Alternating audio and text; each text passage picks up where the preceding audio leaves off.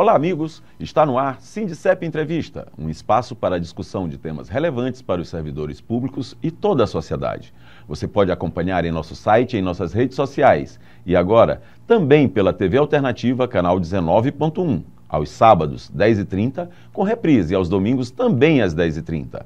No programa de hoje, vamos receber Getúlio Vargas Júnior, membro do Conselho Nacional de Saúde e presidente do Conselho Nacional das Associações de Moradores, CONAM. Na pauta, a importância do SUS e a necessidade de seu fortalecimento. Getúlio, seja bem-vindo ao nosso programa. Olá, Ricardo, prazer estar aqui contigo, aqui no Sindicep. Saudação a quem faz a luta e a defesa cotidiana, não só do SUS, mas de todos os serviços públicos, né, para os nossos trabalhadores e trabalhadoras do Brasil. Getúlio, a gente... Para falar sobre o SUS, eu acho que é bom a gente contextualizar, porque muita gente não tem noção da dimensão, né, do que é hoje, ainda reclama do que é hoje, e não sabe como é que era antes dele. Fala para a gente um pouquinho, como é que era isso? Então, né, nós estamos às portas da nossa 17ª Conferência Nacional de Saúde, a 16ª, que foi a anterior, ainda foi no governo Bolsonaro, foi um grito de resistência dos movimentos de saúde, a gente chamava de 8ª+8. Por quê?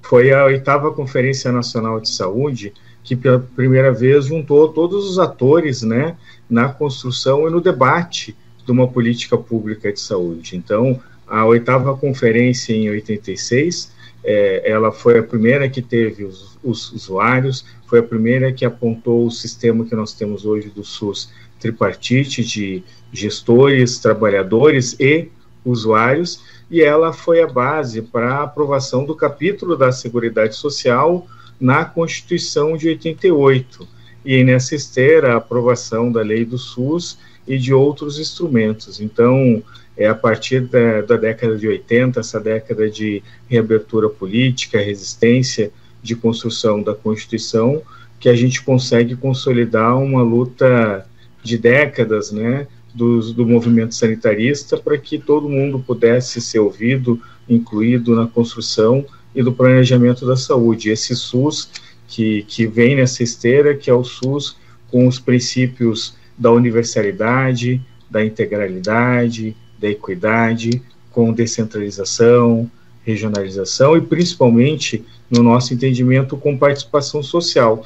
Com certeza, os servidores públicos cumpriram um papel importante de um lado, e do outro lado, as comunidades, as organizações da sociedade civil também resistiram muito para que isso pudesse acontecer. E, Getúlio, é importante a gente destacar, né, que ele ainda está em construção, porque muitas coisas, muitos procedimentos ainda estão sendo incluídos, né, na sua planilha. E os últimos governos, né, principalmente do Temer e o Bolsonaro, tiraram muito recurso. Na realidade, eles têm o pensamento ainda de privatização, que é ridículo. Assim, a gente, depois de tanta luta para que a gente faça a universalização, para que a gente atenda aos mais pobres, ainda há, no meio político, essa intenção. E qual é a tática? Destruir, para depois dizer que não funciona, e aí privatizar.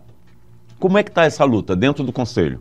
Desde que o SUS foi criado, né, primeiro na Constituição, fruto da 8ª Conferência, e depois nas suas leis, a gente tem uma dificuldade muito grande do financiamento, porque a gente deu as atribuições e não deu as fontes. Então, dentro da COFIN, do Conselho Nacional de Saúde, o professor Francisco Fúncia, que é o nosso consultor técnico, sempre destaca, né, que a gente tem um processo histórico de 88, 90, com a lei do SUS, até 2016, que é um processo de subfinanciamento, ou seja, os recursos da saúde sempre foram insuficientes para todas as demandas que o SUS tinha.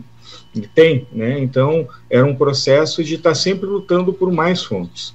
O que acontece em 2016, não por acaso no momento da ruptura democrática no Brasil, a gente aprofunda um processo de desfinanciamento, ou seja, aqueles recursos que historicamente já eram insuficientes começam a ser drenados, não só da saúde, mas do conjunto de políticas públicas. A nossa estimativa é que só a EC 95, que depois a gente vai aprofundar isso, né, mas só a EC 95 tirou 72 bilhões de reais da saúde. Isso diretamente, mas se tu considerar que a saúde é transversal, com certeza esses 33 milhões de brasileiros passando fome, segundo os dados do ano passado, isso acaba sobrecarregando o SUS. Quando tu não tem uma política nacional de saneamento, tu acaba sobrecarregando o SUS. Quando tu tem um enfrentamento trágico, como a gente teve na pandemia Covid-19 no Brasil, a gente acaba, por questão de saúde mental ou das próprias vítimas da pandemia, do genocídio que aconteceu no nosso país, com certeza isso também acarreta, mesmo que não diretamente, indiretamente, né, muitas vezes acaba sobrecarregando o SUS. Então, esse processo histórico de recursos insuficientes se aprofundou muito de 2016 para cá, e o que a gente vive hoje é reflexo desse processo. Agora, me diga uma coisa, a pandemia também mostrou para a gente a importância do SUS, né? Se não tivesse, se com ele nós tivemos os problemas que tivemos, por conta até da gestão, é verdade, mas sem ele seria horrível. Isso, de que forma isso está impactando nessa discussão de fortalecimento do SUS? Então, a gente está no processo de construção da 17ª, já tivemos etapas municipais, estaduais, e isso está bem presente nas propostas e nos debates. A gente precisa aproveitar esse momento para fortalecer o SUS, para fortalecer a construção coletiva, fortalecer o controle social, e isso só vai se dar com financiamento adequado. Então, de um lado, precisa fortalecer a democracia, o controle social e dar os instrumentos para isso, né? A gente percebe que tem uma demanda ainda muito reprimida ainda do período da pandemia, de atendimentos, de cirurgias, de exames, enfim. Então, esse é um processo cotidiano e que nesse momento de debate, enfim, sobre a questão do financiamento, para nós é fundamental garantir não só as velhas fontes, mas novos recursos para que o SUS possa dar conta. O que aconteceu nesse último período não basta simplesmente recompor, porque tu vai recompor um orçamento que já era deficitário. Tu precisa, nesse próximo período, se a saúde é de fato uma das prioridades da sociedade brasileira, que saiu da pandemia defendendo o SUS. Antes da pandemia, a gente ainda não tem números bem atualizados com precisão, mas 7 em cada 10 brasileiros só tinham o SUS como sistema de saúde. A pandemia deve ter aumentado ainda mais esses números, né? Então, tu fortalecer o SUS é garantir a única forma de acesso à saúde do conjunto da população. E isso vai não só na alta e média complexidade, mas principalmente no fortalecimento da atenção básica, de garantir a saúde preventiva, de fortalecer esses instrumentos ali, desde a comunidade de cada um, né, onde a pessoa é atendida, deve ter a saúde preventiva, deve ter seus direitos básicos garantidos. Getúlio, nós vamos fazer um pequeno intervalo e voltamos já já.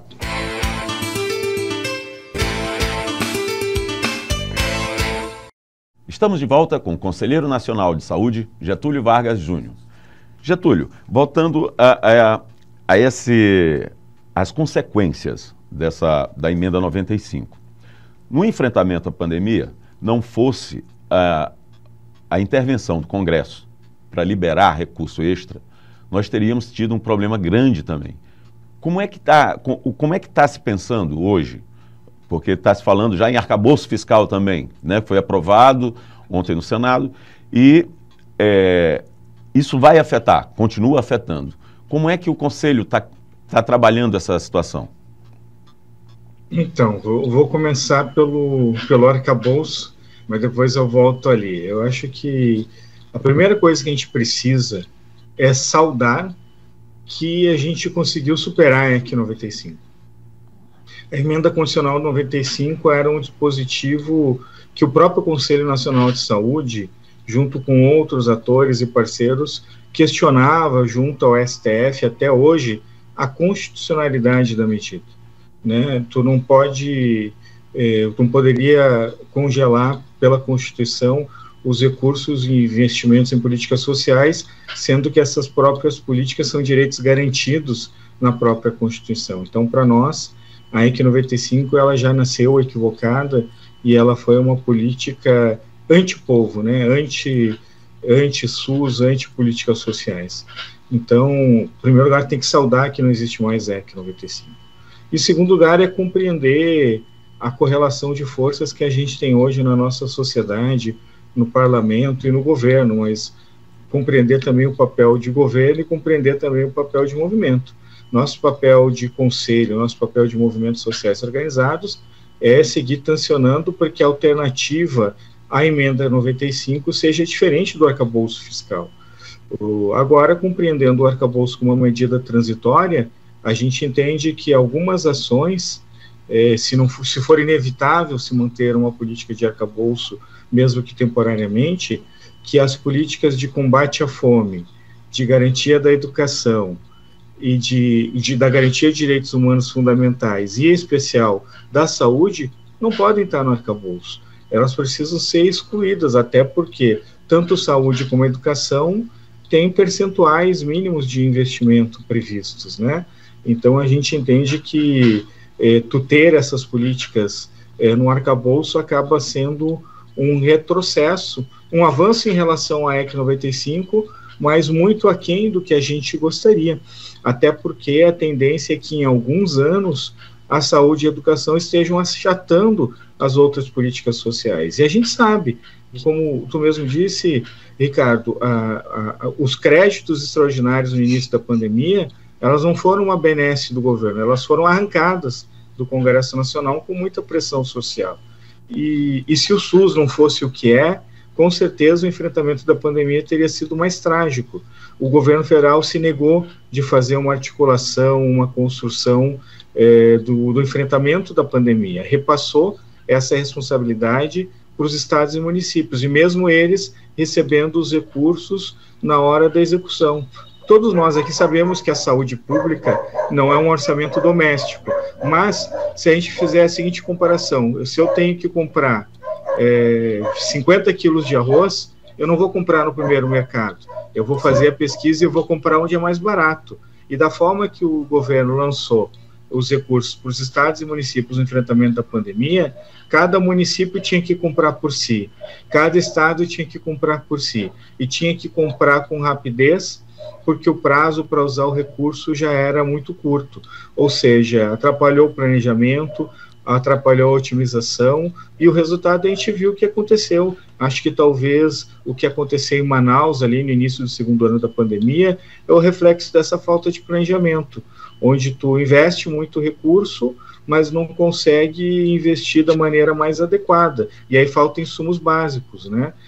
A própria questão da vacina, né? A própria questão, enfim, é um processo muito duro. Aliás, o presidente Lula, em dezembro do ano passado, quando acabou a transição, conversou com o Conselho de Participação Social e destacou que uma das obsessões dele na questão da saúde é retomar um índice aceitável de imunização, porque hoje muitas crianças não estão vacinadas. Então, o negacionismo que tomou conta do governo Bolsonaro ainda está entrelaçado em amplos setores da sociedade, e quando a gente defende o SUS, também tem que defender a ciência, tem que defender a vacina. Infelizmente, não é só a questão dos recursos, mas é retomar um processo pedagógico de informação qualificada, de acesso à informação para o conjunto da nossa sociedade em questões básicas, como a vacinação, em questões básicas como acesso, né, às questões mais elementares do SUS. O orçamento desse ano, para 2023,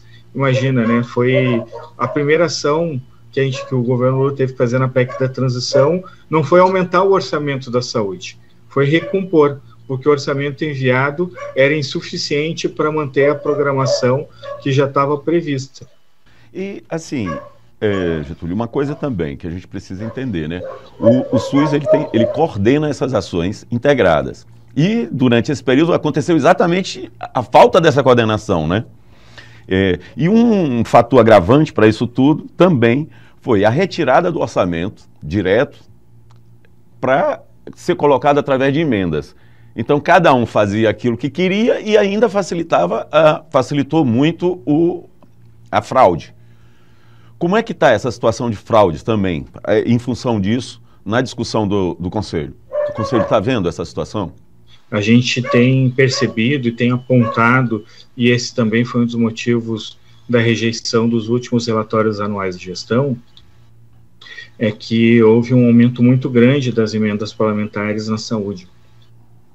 Eu acho que é legítimo, acho que ninguém questiona aqui a importância do parlamento, a legitimidade das suas ações, só que como metade das emendas são colocadas na saúde, muitas vezes esses recursos eles não vêm coordenados e articulados com o que os conselhos estão apontando, com o que as programações anuais, os programas, né, os planos de saúde têm apontado. Então, esses recursos entram dentro do sistema, contam para o piso de saúde, mas não vem articulado com as ações que a gente tem debatido e construído. Então, a nível nacional, a gente tem fiscalizado e tem também orientado e fortalecido a atuação dos conselhos estaduais e municipais na fiscalização da aplicação desses recursos. E não são poucas denúncias, né, que têm chegado na mídia, que têm chegado nos conselhos de saúde. A gente recomenda, quando se percebe que o conselho local, municipal ou regional, acione o Ministério Público no sentido de dar ciência ao que está acontecendo e de fortalecer esse processo de fiscalização. E, de novo, eu quero destacar que se não fossem os profissionais de saúde e o SUS, na imensa maioria das prefeituras e dos governos estaduais, eles garantiram que o Brasil não tivesse uma tragédia ainda maior no enfrentamento da Covid-19. Mas esses casos excepcionais, a gente imagina o volume o ano passado, mais de 18 bilhões em emendas, né? Esses são recursos que na maioria das vezes não vêm articulados com os sistemas e que acabam criando, enfim, uma janela de oportunidades para malfeitos que têm que ser investigados e punidos os culpados. Mas o fato é que a gente está muito alerta e compreende que é um momento muito, muito delicado, porque esse é um recurso que deveria estar salvando vidas, né? Esse é um recurso que está fazendo falta para exames, para cirurgias, para toda uma ação, toda uma agenda reprimida em função da pandemia, né? Ou mesmo para a própria imunização, né? A gente precisa avançar ainda mais na garantia da imunização para amplos setores da sociedade que ainda não estão imunizados, e inclusive campanhas para romper essa visão negacionista que se instalou aí em amplos setores da nossa sociedade. Nós vamos fazer mais um pequeno intervalo e já já voltamos.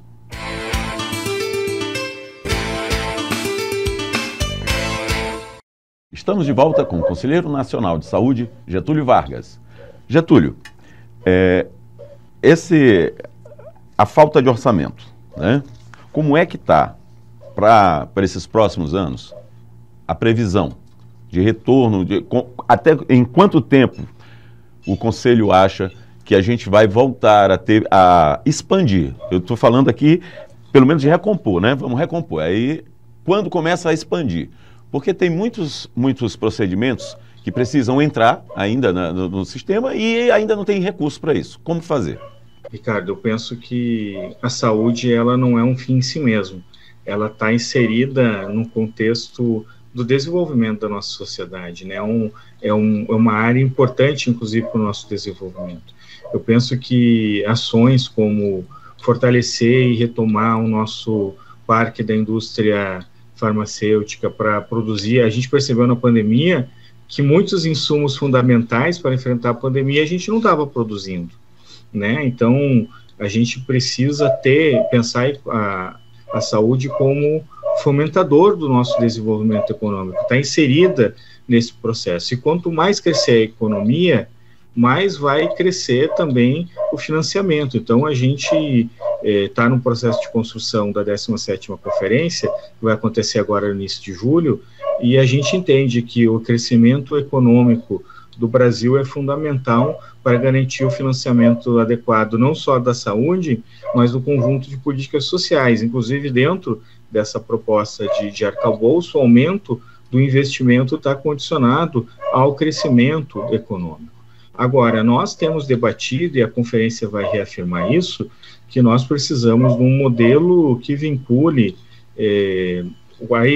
não sei se a receita corrente líquida, se o PIB, eu acho que o PIB sempre é mais interessante, vincular um percentual do PIB para garantir o financiamento da saúde. E claro, como em qualquer outro processo, os movimentos, o Conselho vai ter uma proposta mais ousada e o governo, né, que é um governo sensível à pauta da saúde, deve acenar com algum avanço, se não contemplar integralmente a nossa proposta, deve estar contemplando, pelo menos em boa medida, o que a gente defende. Porque nesse último período a gente perdeu recursos para a saúde. Então, acho que minimamente é retomar. E compreender também, agora tem um processo de reforma tributária que está vindo aí, que garanta não só para a União, mas para os estados e para os municípios, os recursos necessários para a sobrevivência do SUS, né? Para o funcionamento adequado do SUS. Então, dentro da conferência, a gente vai estar debatendo diversas propostas. Com certeza, o arcabouço não é o que a gente gostaria para o financiamento da saúde, mas também tem que respeitar o momento, a autonomia do governo e seguir fazendo diálogo. Nós, enquanto Conselho, reafirmando as nossas bandeiras, compreendendo as limitações que o governo tem, e o mais importante, Ricardo, construir políticas de Estado, e não políticas de governo. Se a gente está passando o que passou agora, é porque, historicamente, a gente não conseguiu consolidar políticas de Estado que garantisse o financiamento adequado da saúde, das políticas sociais, independente do governo. E somente o controle social, a pressão popular, a organização da sociedade, dentro dos conselhos de saúde, dentro dos outros espaços de participação, mas sem perder a perspectiva do pé na rua, da luta de massas, de mobilizar o povo, é que a gente pode seguir sensibilizando para garantir o financiamento adequado da saúde, não só para o orçamento do ano, mas uma política permanente, né, de garantia da saúde e das políticas sociais. Agora, Getúlio, para isso é preciso também a gente ter um ministério, né, um ministro de saúde que também colabore com isso, porque os últimos foram um verdadeiro desastre. Aí, esse governo, apesar de ser de coalizão, priorizou ter uma técnica sensível no ministério. Mas já está se falando aí, o Centrão aí, vendo essa questão de orçamento, já está de olho de novo nessa pasta. O que a gente pode fazer para evitar esse desastre? Então, Ricardo, primeiro eu vou pedir para me despir da condição de Conselheiro Nacional de Saúde, porque aí nesse momento é a opinião do Getúlio, não é a opinião do Conselho, apesar que o Conselho tem uma opinião parecida. Mas como eu não sou da mesa do Conselho, eu prefiro que quem está na mesa se pronuncie mais sobre isso, né? Agora, eu digo com muita tranquilidade, não há saúde sem democracia. E a CONAN, junto com outras organizações, está organizando, inclusive, durante a conferência, o lançamento do movimento Saúde pela Democracia, mais SUS, mais Brasil. E uma das bandeiras centrais desse movimento é a garantia da Anísia no Ministério. A Anísia não tem nenhuma vinculação específica com o partido A ou B, é um quadro, como tu mesmo referiu, mas ela tem um envolvimento histórico com o fortalecimento da Fiocruz e com o fortalecimento da saúde. Então, para nós, nesse momento, ter o Ministério da Saúde na mão de uma pessoa que tem essa visão de fortalecimento do SUS, de construção desde a base, é fundamental para que se implemente a agenda que foi escolhida no processo eleitoral de 2022. A Anísia está ali implementando a agenda que elegeu Lula, do povo brasileiro que defende o SUS, que precisa, que depende do SUS como sua única alternativa de acesso à saúde. Mas o SUS não é só isso. O SUS é a água que a gente bebe, o SUS é a comida, é os alimentos que chegam à nossa mesa, o SUS é toda a política de vigilância, é toda a política de ética em pesquisa, o SUS é tudo, né? O SUS é a vida.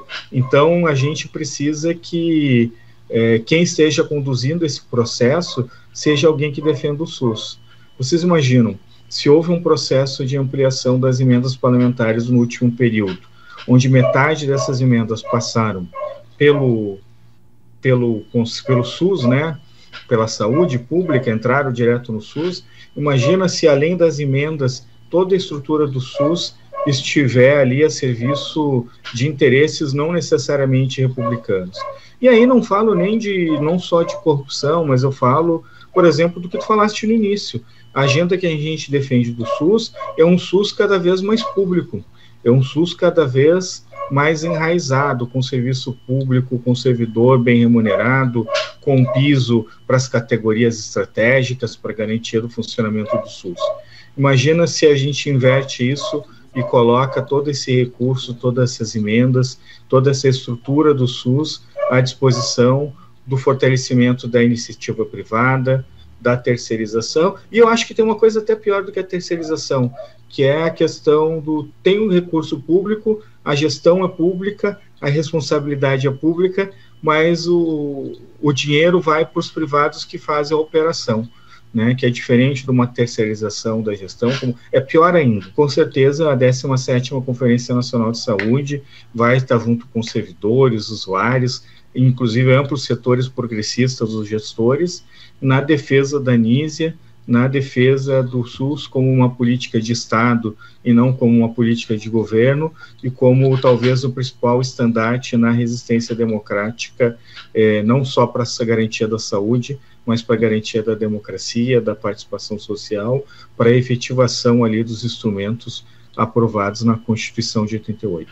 Getúlio, nosso programa está chegando ao final e eu queria agradecer a tua presença e pedir que tu deixasse uma saudação para nossos ouvintes. Com certeza, agradecer a oportunidade, dizer que a luta dos trabalhadores e a luta dos movimentos urbanos, sociais, o movimento de saúde está intrinsecamente ligada. Fortalecer a saúde, a democracia, o SUS é uma bandeira comum que nós temos e com certeza a 17ª Conferência Nacional de Saúde tem tudo para tirar resoluções, documentos, né, encaminhamentos concretos na defesa do SUS, da democracia e do Brasil. Até a 17ª Conferência Nacional de Saúde, com certeza nos veremos lá. Obrigado. Queremos agradecer também a companhia de quem nos assiste. Esperamos todos para a próxima edição do Sintecep Entrevista. Até lá!